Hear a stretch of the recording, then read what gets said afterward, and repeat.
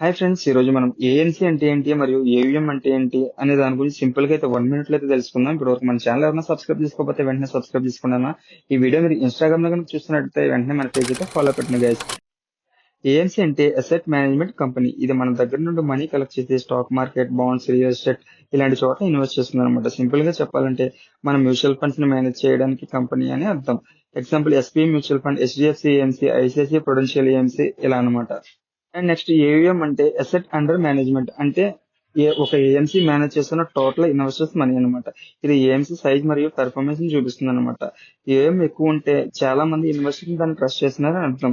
AMC performance బాగా ఉంటే AM కూడా పెరుగుతుంది. అండ్ ఫైనల్ గా మీకు సింపుల్ గా చెప్పాలంటే ఏఎంసీ అంటే మన మనీని ఇన్వెస్ట్ చేయడానికి కంపెనీ అన్నమాట. అదే ఏవిఎం అంటే ఆ కంపెనీ మేనేజ్ చేస్తున్న టోటల్ ఆఫ్ మనీ అన్నమాట. ఇవి తెలుసుకుంటే మనం మ్యూచువల్ ఫండ్స్ లో ఇన్వెస్ట్ చేయడానికి కొంచెం ఈజీ అవుతుంది. ఓకేనా గైస్, ఈ కంటెంట్ మీకు నచ్చినట్లయితే ఈ వీడియోని తప్పకుండా లైక్ చేసి మీ ఫ్రెండ్స్ అందరికీ షేర్ చేయండి గైస్.